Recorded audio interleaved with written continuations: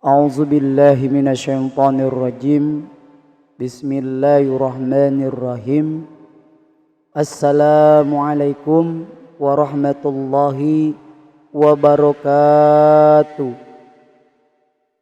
Alhamdulillahi rabbil alamin. Wassalatu wassalamu ala asrafil anbiya'i wal mursalin wa ala alihi wa sahbihi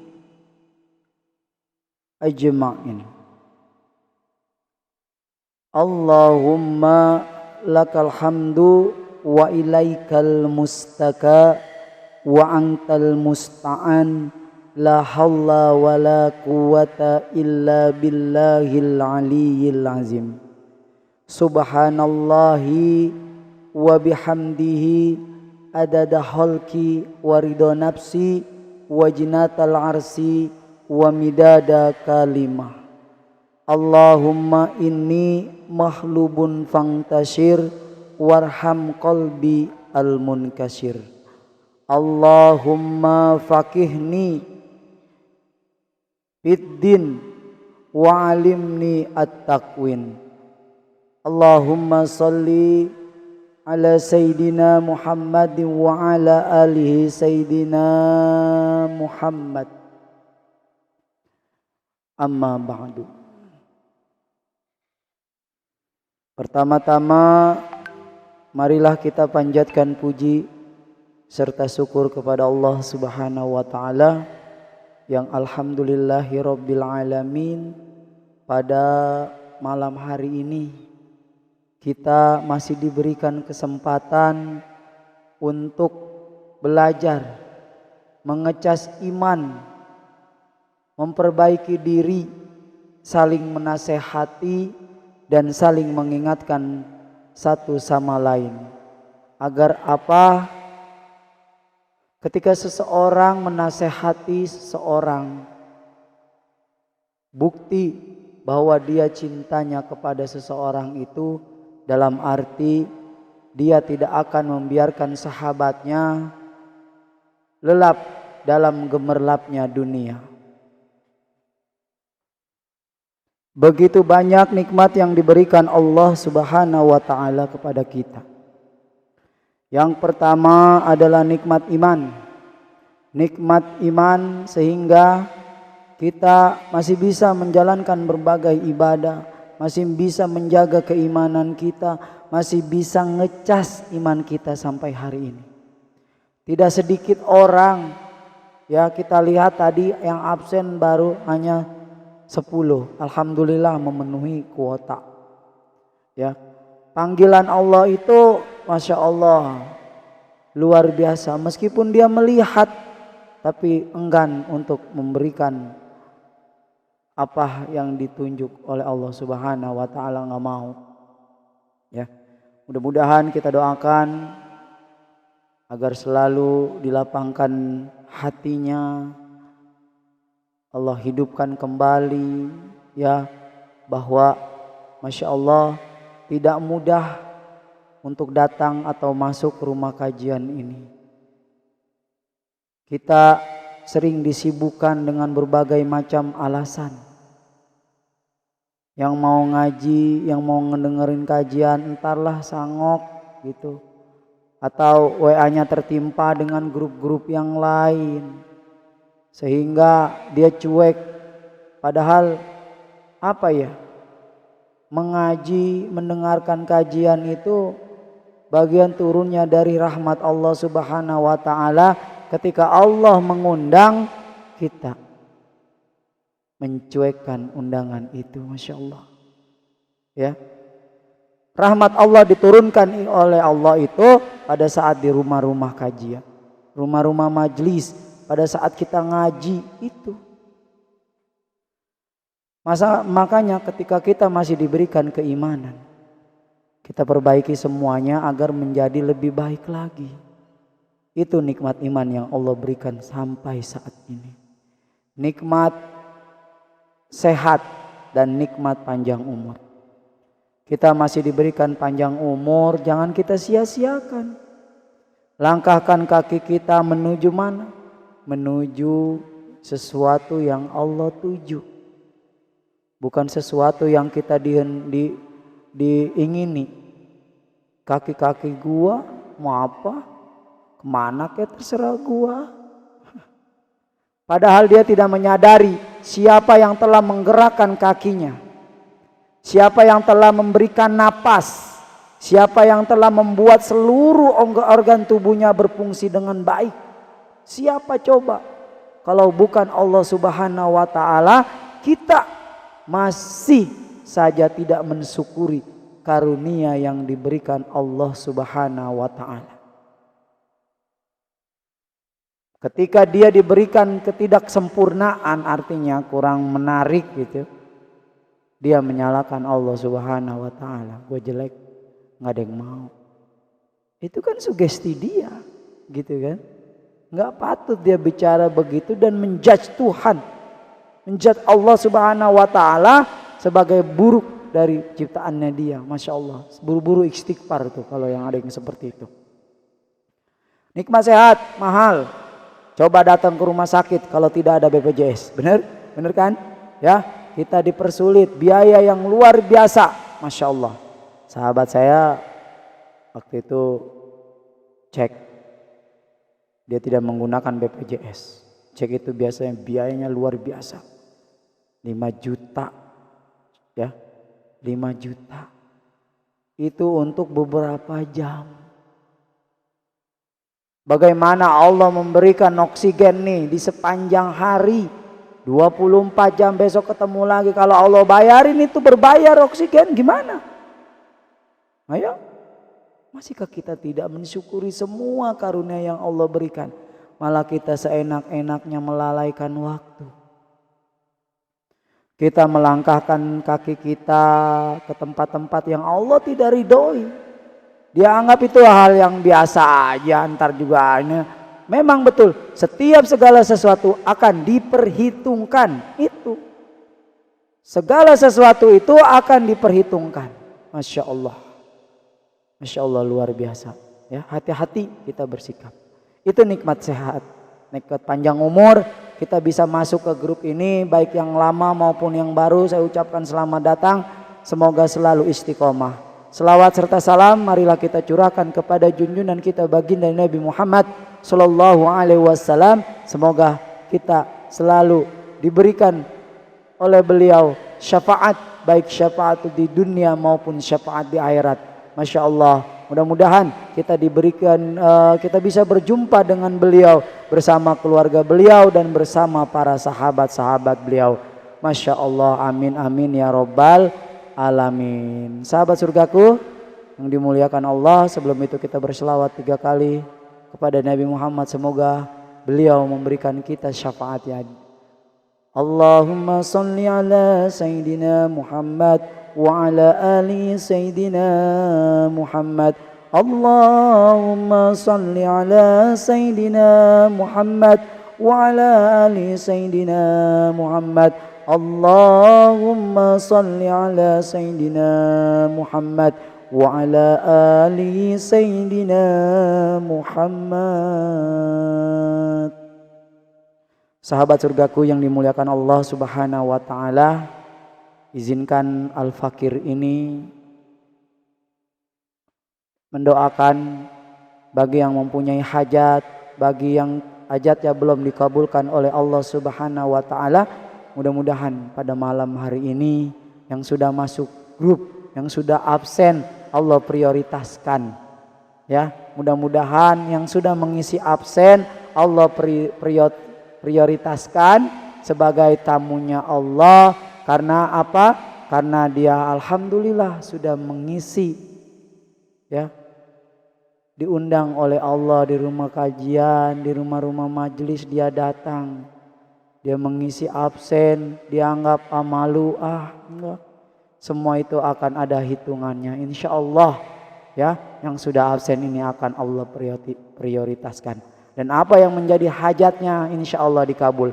Yang belum ada jodohnya, insya Allah jodohnya akan segera datang. Yang belum dikarunia keturunan, insya Allah Allah akan berikan keturunan yang sesuai dengan versi Allah Subhanahu wa ta'ala. Sahabat surgaku, izinkan Al-Fakir ini menyampaikan materi tema malam hari ini, yaitu dengan tema istiqomah setelah Idul Fitri. Sahabat surgaku yang dimuliakan Allah Subhanahu wa taala, materi atau tema kita malam hari ini adalah istiqomah setelah Idul Fitri. Hari ini sudah memasuki bulan Syawal.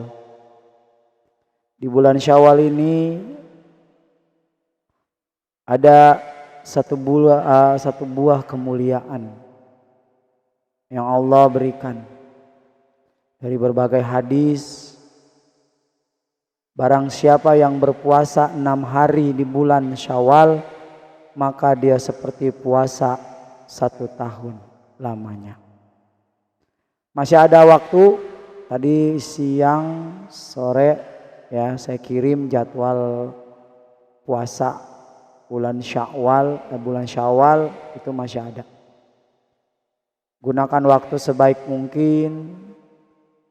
Gunakan waktu untuk menjalankan ibadah puasa Syawal yang 6 hari itu, maka ganjaran yang kita dapatkan adalah seperti puasa 1 tahun penuh kita. Masya Allah, luar biasa.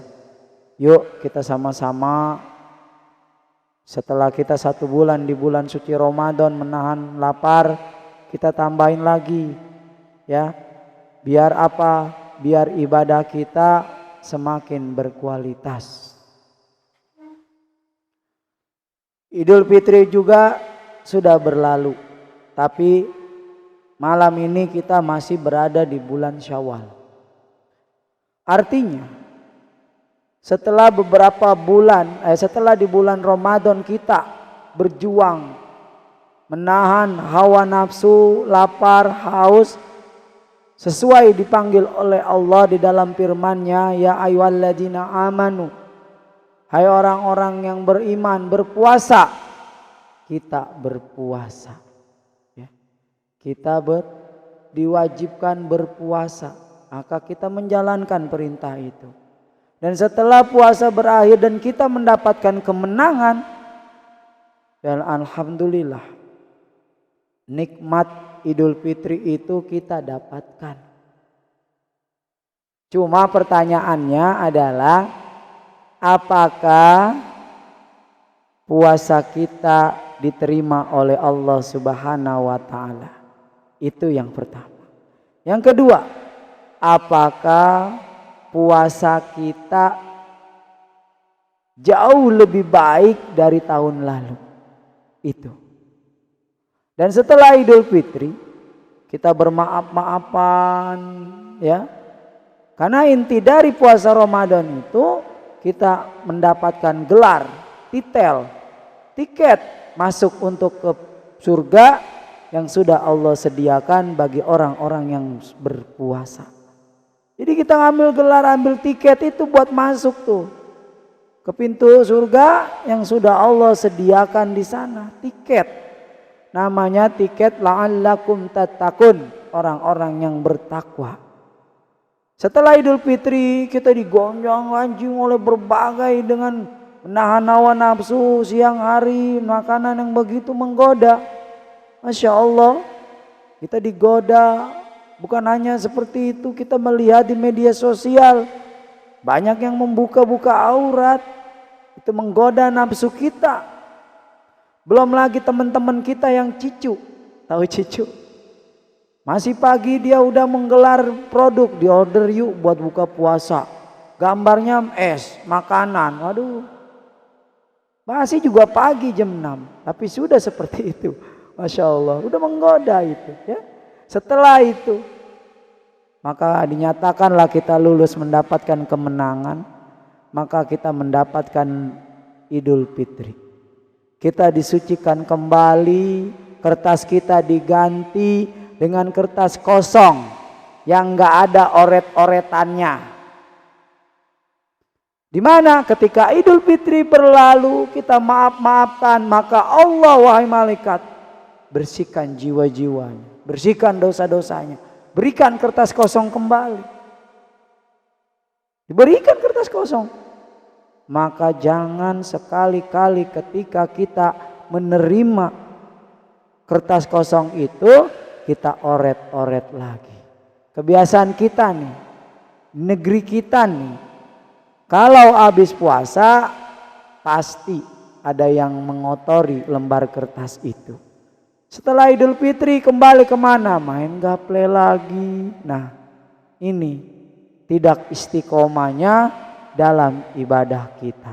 Makanya sesuatu yang sulit, yang tidak mudah kita praktekkan adalah setelah 1 bulan kita berpuasa kemudian mendapatkan kemenangan. Ini istiqomah di dalam ibadah belum tentu kita bisa dapatkan kembali. Jangan-jangan ibadahnya hanya di bulan puasa saja, di bulan-bulan biasa kagak gitu. Atau jangan-jangan ada yang cuma 2 hari puasa, kesononya kagak puasa. Ayo, siapa ya di antara mudah-mudahan yang ada di grup ini tidak ada yang termasuk dari golongan itu. Amin. Amin ya rabbal alamin.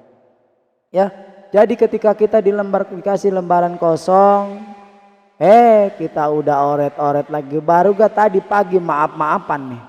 Saudaranya udah ribut di sore hari. Lantaran apa? Nggak seneng anaknya diomelin kali gitu.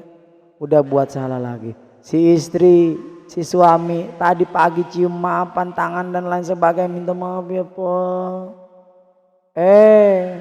Sore udah ribut lagi. Ya, Masya Allah. Oret-oret lagi itu lembaran kosongnya. Lembaran kosong dia dioret-oret lagi. Main nyari temen. Dulu tuh saya sering ngeliat tuh, tapi Alhamdulillahirabbil alamin sekarang udah nggak ada, kalau jarang. Apa saya yang sekarang kurang lihat gitu.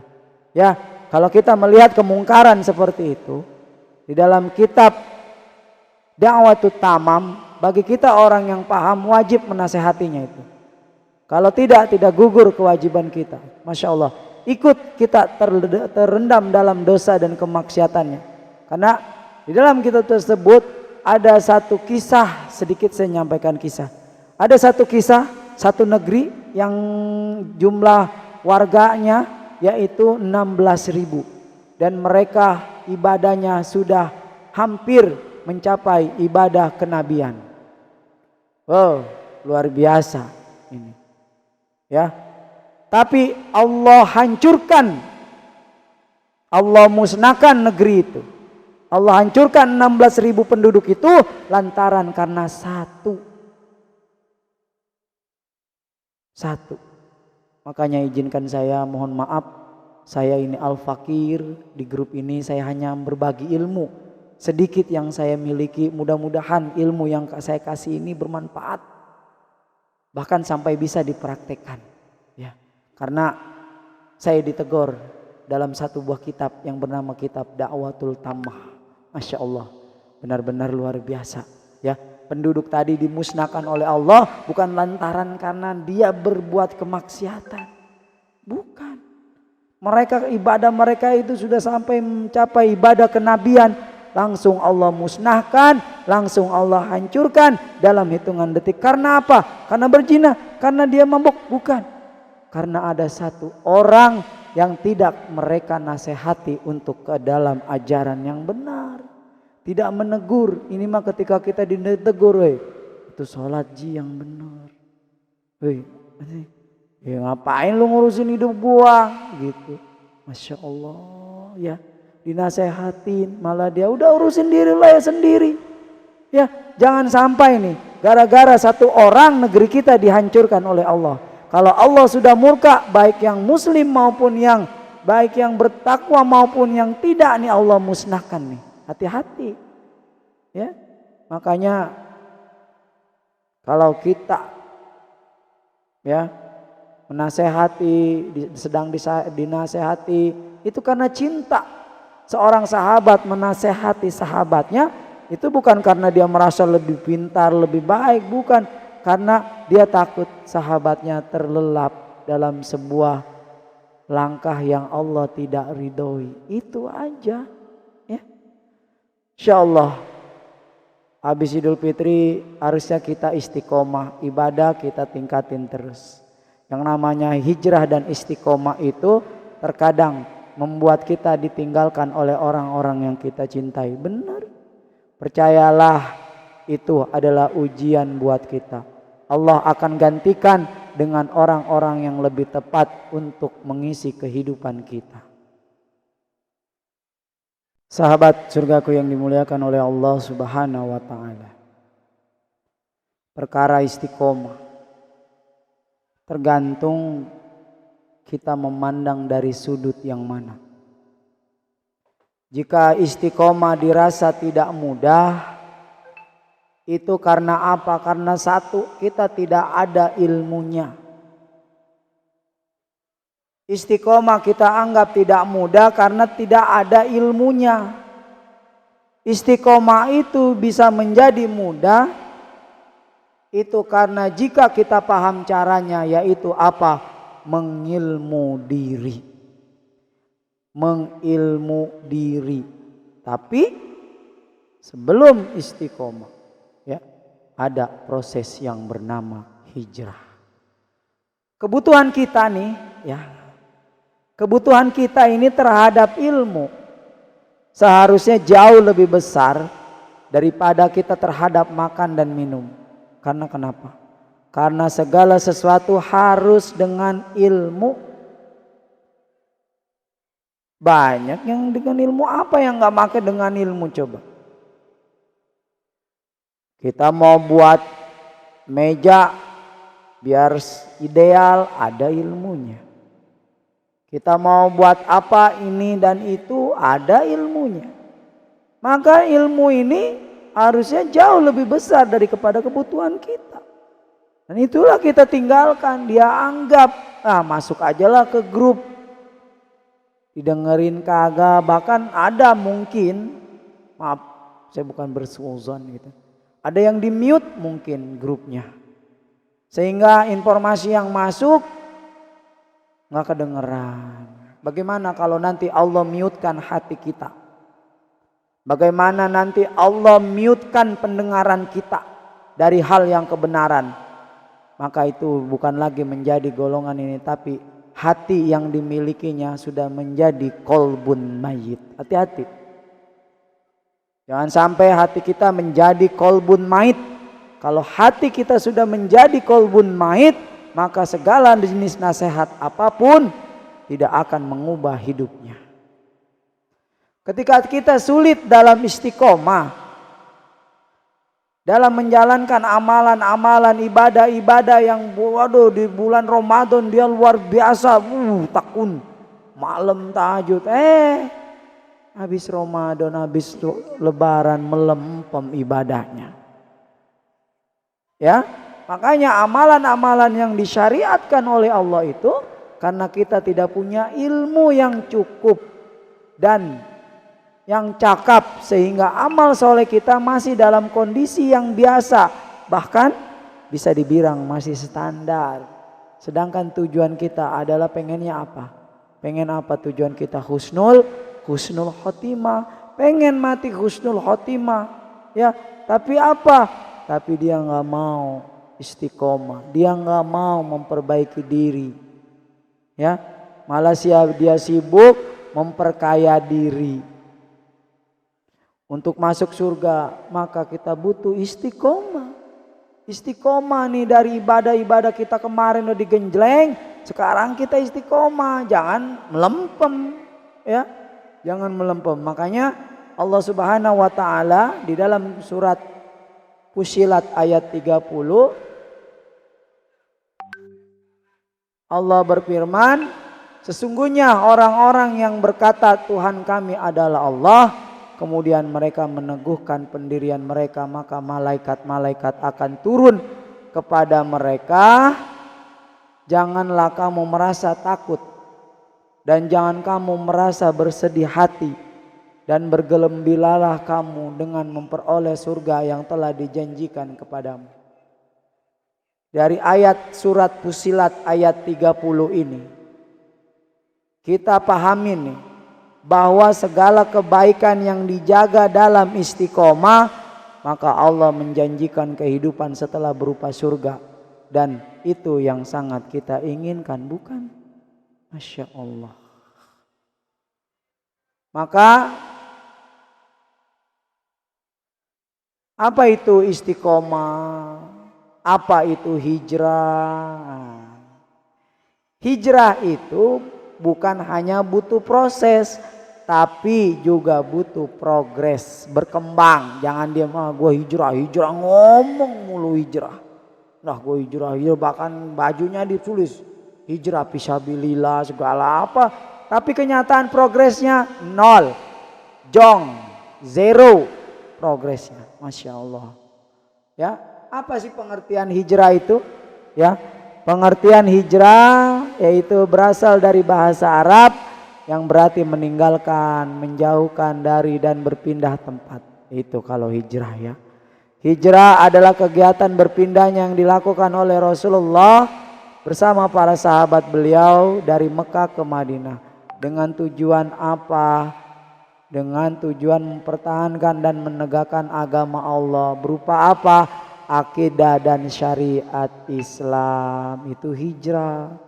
Dengan merujuk kepada hijrah yang dilakukan oleh Rasul, maka para ulama ada yang mengartikan bahwa hijrah adalah keluar dari darul kufur menuju ke darul Islam, keluar dari kekufuran menuju ke keimanan. Nah, ini hijrah, jangan ngomong hijrahnya, tapi buktikan hijrah itu selalu berdampingan dengan istiqomah. Habis hijrah baru istiqomah. Ya, istiqomah. Habis hijrah istiqomah. Jangan sampai hijrahnya iya, istiqomahnya kagak nggak bakal sempurna. Karena apa pengertian istiqomah? Istiqomah itu ya berasal dari bahasa Arab yang artinya lurus. Lurus. Istiqomah adalah usaha untuk menjaga perbuatan baik di jalan Allah secara apa? Secara konsisten dan tidak berubah. Ada yang hijrahnya setengah, istiqomahnya setengah. Ya. Masya Allah. Jangan tanggung-tanggung sekalian. Istiqomah, hijrah, istiqomah. Gitu. Ya. Kenapa? Abu Abbas radhiyallahu anhu mengenai istiqomah ini nih, ada 3 arti. Kata Ibnu Abbas radhiyallahu. Pertama, istiqomah dengan lisan dan sikap, bertahan dengan membaca syahadat. Yang kedua, istiqomah dengan hati, yakni dengan melakukan segala sesuatu disertai niat yang jujur. Gak ada pengen ini, gak ada ngebohongin orang dan lain sebagainya. Dan yang ketiga, istiqomah dengan jiwa. Seseorang yang senantiasa menjalankan ibadah dan ketaatan kepada Allah secara terus menerus, gak long bolong. Ya, itulah pengertian dari istiqomah. Ya, makanya hijrah adalah perubahan, bukan hanya berpindah juga tapi pengorbanan, meninggalkan sesuatu yang buruk menjadi lebih baik. Dan hijrah itu merupakan luka dan sakit yang harus kita pikul. Ya, di mana di dalam surat Al-Baqarah ayat 218, sesungguhnya orang-orang yang beriman dan orang-orang yang berhijrah dan berjihad di jalan Allah, mereka itulah orang yang mengharapkan rahmat Allah. Allah Maha Pengampun dan Maha Penyayang. Nah, rumus yang bisa kita pelajari dari ayat ini nih, surat Al-Baqarah ayat 218, apa rumusnya? Rumusnya yaitu iman, hijrah, dan mendapatkan rahmat dari Allah Subhanahu wa taala. Yang kita pengen tuh rahmat. Kalau bukan karena rahmatnya Allah, mungkin si wanita penjina ini yang hanya menolong seekor anjing yang kehausan dimasukin surga. Ya. Begitu. Makanya rahmat ini ketika Allah berikan, Masya Allah, luar biasa. Jangan sampai kita menyia-nyiakannya seperti itu. Ya. Masya Allah. Itu ya. Jadi hijrah rumusnya tadi iman, hijrah, baru mendapatkan rahmat Allah Subhanahu wa taala. Itu. Iman dulu, adain, bangkitkan kembali keimanannya ya. Masya Allah. Terkait keberimanan, insya Allah kita sudah beriman kan? Ya, kita sudah beriman, kita lakukan yang harus kita lakukan. Yang kedua adalah tadi hijrah, rumusnya. Hijrah bukan urusan tua atau muda, bukan. Lah, ntarlah gue masih muda, masih crash, ngapain gue hijrah, taubat. Ntar aja lah, no yang tua aja, nah gitu. Hijrah itu ketika kita sadar bahwa yang kita lakukan itu salah, maka wajib kita perbaiki. Itu hijrah. Ketika proses perubahan ini terjadi, pasti hanya Allah ya yang akan menginsentesikan diri kita. Masya Allah. Orang-orang yang berilmu itu bukan yang berapa banyak hafalan Al-Qur'annya, hafalan hadis-hadisnya. Tapi hijrah itu ialah ketika engkau mendapatkan ilmu dan ilmu itu melahirkan rasa takut yang sangat besar kepada Allah Subhanahu wa taala. Sahabat surgaku yang dimuliakan Allah Subhanahu wa taala. Ketika kita berhijrah, Allah tidak langsung memberikan apa yang kita inginkan. Tapi Allah akan hadirkan dulu ketenangan dalam diri kita. Allah akan hadirkan dulu ketenangan dari diri kita. Ada satu buah kisah, dia adalah petugas atau seorang ahli software. Dia membuat aplikasi pinjaman. Aplikasi pinjaman yang untuk di-download di Play Store dan digunakan untuk para peminjam dengan jalur riba. Dia bekerja di situ dengan gaji yang luar biasa besar, 25 juta. Sampai ya dia kredit rumah, kemudian kredit mobil yang gayanya yang mewah, ya sekelas Fortuner lah, ya bukan yang abal-abal. Suatu hari dia kewalahan, akhirnya dia terlilitlah hutang. Setoran mobilnya macet, setoran rumahnya macet, sampai semua mobilnya dijual. Kemudian dia sadar, ikutlah dia sholat. Kemudian dia dengar kajian di masjid tersebut. Pas lagi itu, ketika dia sedang kajiannya pas tentang dosa riba. Maka sesungguhnya riba itu, dia mendengar kalimat, maka sesungguhnya riba itu akan memakan semuanya. Harta yang kita miliki yang lahir dari harta riba, maka Allah akan ambil semua. Makanya salah satu dosa yang terkecil dari dosa riba adalah seperti meniduri ibu kandung sendiri. Nauzubillah min dzalik. Jauhi ya, mudah-mudahan kita di grup ini tidak ada yang terjerat dalam ikatan riba.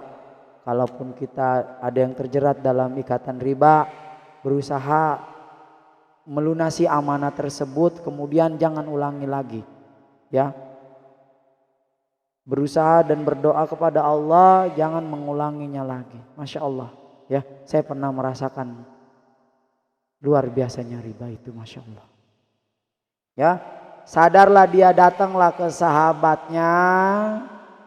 Kemudian dia bertanya kepada si ustadz ini yang membawakan kajian tadi, Ustadz, saya pengen taubat dan berhijrah katanya. Oh, emang apa kerjaannya? Saya sedang dililit banyak hutang karena tidak bisa bayar. Mobil saya jual, saya melunasi hutang-hutang saya. Sekarang saya cuma tinggal punya rumah yang saya tempat tinggalin. Dan itu pun mau kami jual kalau ada yang mau. Kalau kamu ingin bertobat, ya udah tobatlah dia ini, hijrahlah dia, berhentilah dia dari perusahaan itu. Padahal dia karyawan terbaik ya, berhentilah. Kemudian datanglah nih si penagih hutang nih. Satu-satunya rumah yang dia punya itu harganya adalah 600 juta. Datanglah dia kepada tetangganya di rumah sebelah. Dia datang, kemudian dia datang. Assalamualaikum. Ya, dia udah ceritalah dia ahli software dan lain sebagainya. Apaan lah segala banyak lah dia bercerita. Dia hijrah. Dia minta tolong. Saya lagi sedang kepepet dengan hutang dan sebentar lagi lihat rumah yang di depan saya itu akan diambil. Kalau bisa saya ingin meminjamkan uang untuk membayar ini. Apa kata si tetangga ini? Mohon maaf, saya tidak pernah meminjamkan uang kepada siapapun. Karena penyakit dari meminjamkan uang itu adalah penyakit putusnya tali silaturahmi. Iya sih benar. Memang ya, gara-gara utang silaturahmi kita terputus tuh sama saudara, sama sahabat, terputus. Ya, gara-gara utang. Yang waktu minjem mah dia baik-baik, tapi kita ketika ditagih kayak kita yang punya utang. Kayak kita pengemis gitu ya. Hati-hati. Gak boleh seperti itu. Masya Allah. Jauhi dari hal seperti itu. Dia tobat, dah begini aja dah. Ini uang saya kasih, kamu bayar itu, dan tetap rumah itu engkau tinggali. Dengan catatan kamu besok bisa masuk ke tempat pekerjaan pekerjaan saya karena lagi butuh karyawan nih si tetangga ini ya. Akhirnya dia menyetujui. Ya. Itu yang tadi katakan tadi, hijrah itu Allah berikan itu perlahan-lahan, gak langsung. Ketika kita pengen tobat, ketika kita pengen hijrah, masa langsung berubah? Kagak. Allah uji dulu. Allah berikan ketenangan hatinya. Allah bersihkan dulu harta-harta yang dia dapatkan dari bukan harta yang hak, benar-benar harta dia. Dari harta haram yang dia dapatkan, dia belikan rumah, dia belikan mobil, dia belikan tanah. Akhirnya apa? Allah yang ngambil. Makanya Allah bersihkan dulu. Orang-orang yang berhijrah kemudian beristiqomah itu Allah bersihkan dulu. Kalau kita masih kaya kemudian hijrah dan istiqomah, belum bisa dikatakan itu. Ya. Karena kita masih kaya, masih mencintai. Kalau kita sudah hijrah, ya Allah akan membersihkan harta-harta kita sampai ke akar-akarnya. Ya, bahkan saya punya teman, dia hijrah, ya, dia hijrah istiqomah, dia perbaiki diri, masya Allah. 6 bulan dia nganggur, hidupnya apa? Allah berikan kesulitan, Allah berikan ketidakmudahan, tapi ending dari kisah itu, masya Allah, indah. Dia itu akhirnya bekerja dan alhamdulillah diangkat menjadi kepala toko. Luar biasa, ya. Luar biasa hijrah ini, ya. Hijrah ini, masya Allah. Makanya kita harus memperbaiki diri keistiqomahan kita. Setelah Idul Fitri kita jangan memutus ibadah kita menjadi biasa lagi. Harusnya ibadahnya menjadi yang luar biasa, tingkatin sampai ketemu di Ramadan tahun depan, gitu. Sampai kita belajar lagi di Ramadan tahun depan. Masya Allah itu, ya. Jadi seperti itu. Itulah. Kita bisa belajar dari banyak kisah, ya. Baik dari kisah Abdurrahman bin Auf yang orientasinya akhirat. Hartanya sudah banyak, ya. Walaupun Abdurrahman bin Auf ini adalah hidupnya sudah nyaman, enak, sudah berkecukupan, tapi dia tidak pernah lelah untuk mengejar pahala. Artinya begini, kita tahu Abdurrahman bin Auf adalah orang yang terkaya yang membebaskan hutang-hutang di negeri itu, yang waktu terlilit hutang. Bahkan dia ada satu kisah bahwa Abdurrahman ini pengen rezekinya dihentikan karena rezekinya ketika dia ngasih orang dia bertambah dan bertambah. Bahkan dia adalah pembisnis yang luar biasa ini, ya. Dia udah nyaman, dia udah enak, dia udah diberi kecukupan oleh Allah. Tapi apa? Dia tidak pernah lupa untuk ibadah. ibadahnya tepat waktu, tidak menunda-nunda, sodakonya tepat waktu, tidak menunda-nunda. Luar biasa ini Abdurrahman bin Auf ini. Kemudian kisah siapa? Kisah Utsman bin Affan, malaikat yang merasa malu atas sikap malunya Utsman bin Affan. Utsman bin Affan ialah salah satu sahabat yang bisa menikahi 2 orang putri Nabi, yaitu siapa? Utsman. Seperti itu Utsman tetap masih mau mengerjakan sholat malam dan menghatamkan Al-Quran. Kita yang belum menjadi apa-apa, yang rejeki masih di bawah standar, yang pekerjaan kita masih di bawah UMR, ibadah kita kayak gimana? Coba cek. Ibadah kita kayak apa? Cek ya. Cek ibadah kita kayak apa? Ayo ya. Coba kita renungkan malam ini. Ibadah kita udah spesial belum? Udah memprioritaskan Allah belum? Jangan-jangan kita masih disibukkan dengan urusan-urusan dunia. Masya Allah, ya Allah, jauhkanlah kami dari sikap itu. Ada satu kisah tentang keistiqomahan seorang sahabat Rasulullah Sallallahu Alaihi Wasallam. Ya, Sallallahu Alaihi Wasallam yang bernama Abdullah bin Ummi Maktum, yang berasal dari suku Quraisy dan lahir di Mekah. Sejak lahir Abdullah ini sudah tidak bisa melihat atau buta. Meskipun tidak bisa melihat dan selalu bersemangat menjalani dan mengisi hari-hari mempelajari tentang Islam dan lain-lain sebagainya. Pada masa itu kaum muslimin menghadapi penindasan dari kaum Quraisy. Mereka dikucilkan, ditakut-takuti, diancam dan di berbagai siksa lainnya. Dan ini juga menimpa kepada siapa? Abdullah bin Ummi Maktum. Namun semangatnya tidak pudar dan malah semakin menambah keteguhan dan kekokohan imannya. Suatu hari Abdullah ini menghampiri Rasulullah Sallallahu Alaihi Wasallam dan tidak meminta izin kepada Rasul untuk tidak sholat ke masjid. Ya. Jadi Abdullah ini minta izin kepada Rasul, nggak minta izin untuk nggak sholat, ya, untuk nggak sholat ke masjid karena tidak ada yang menuntunnya menuju ke masjid. Mendengar alasan itu, Rasulullah bertanya, apakah engkau mendengar azan? Ya. Ditanyalah oleh Rasul, ya, si pemuda ini, apakah engkau mendengar azan? Abdullah ini ditanya. Abdullah kemudian menjawab, tentu baginda Rasulullah. Ya. Nah, Rasul pun menjawab, kalau begitu tidak ada keinginan untukmu sebagai hamba yang istiqomah dalam menjalankan perintah Allah Subhanahu wa taala. Setiap azan yang berkumandang, Abdullah yang tidak melihat berjalan meraba-raba menyambut panggilan dan tak terkecuali dalam subuh yang gelap. Belajar nih dari Abdullah. Hingga suatu hari Abdullah ini tersanding atau kesandung kita namanya dalam subuh, ya, dalam sebuah batu hingga tersungkur. Sambil mengusap darah yang membasahi wajahnya, ia pun melanjutkan perjalanan ke masjid. Sejak saat itu seorang lelaki yang dengan ramah selalu menjemput dan menuntun Abdullah pulang pergi ke masjid.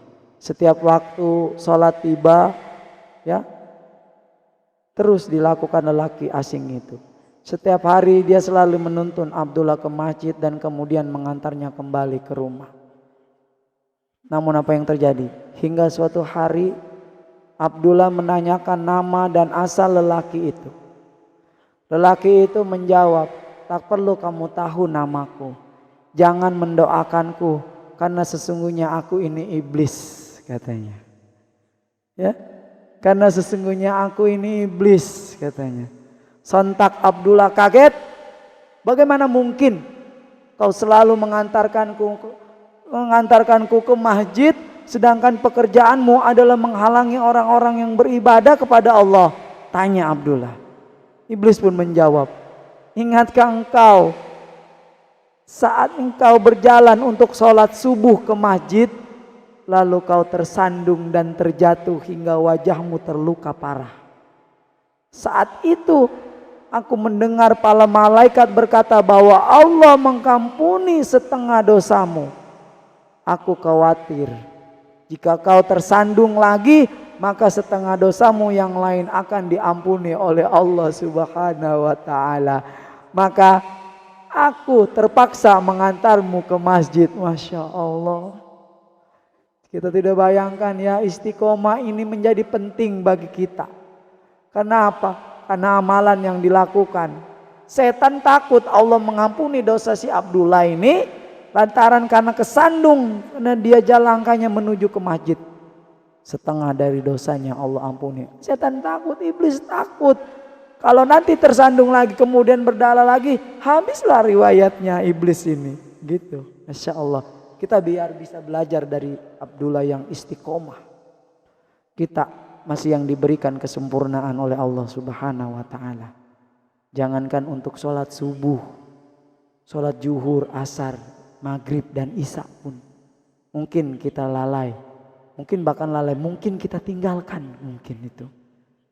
Kita masih sholat di akhir waktu. Besok kajian berikutnya kita akan membahas tentang sholat. Ya, jadi belajarlah dari Abdullah ini, ya, yang Allah tidak berikan kesempurnaan, tapi keistiqomahannya ini membuat iblis takut kepadanya. Kita jangankan subuh, Masya Allah, setelah Idul Fitri ini, kemarin waktu sholat atau waktu Ramadan itu masjid penuh, subuhnya penuh, tapi setelah Idul Fitri ini Masya Allah, masjid tidak lagi penuh. Ya, subuh yang paling mengkhawatirkan. Makanya ada satu kata yang pernah saya buat, jika kamu ingin melihat orang Islam, maka lihatlah pada hari raya. Pasti mereka pada gembira dan bahagia. Tetapi jika kamu ingin melihat orang yang beriman, lihatlah dia pada waktu subuh. Apakah dia sholat subuh apa tidak? Itu. Semoga kita selalu istiqomah dalam memperbaiki diri ini. Kita belajar dari kisah Abdullah ini, bisa menjadi pembelajaran buat kita, bisa menjadi reminder buat kita bahwa Allah tidak memberikan kesempurnaan kepada Abdullah ini, tapi dengan ibadah yang istiqomah yang selalu dijalani oleh Abdullah ini membuat iblis takut kepada Abdullah ini. Masya Allah, luar biasa kisah ini. Mudah-mudahan kisah ini bisa menjadi reminder buat kita. Kemudian bagaimana kiat kita menjaga agar tetap istiqomah.